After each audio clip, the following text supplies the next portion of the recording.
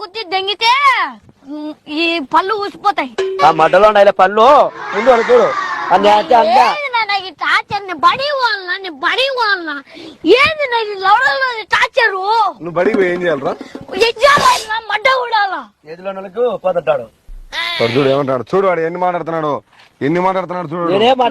గుద్దా మూసుకొని కూర్చో, గుద్దా మూసుకొని కూర్చో. మళ్ళా మడ్డాని మాడతా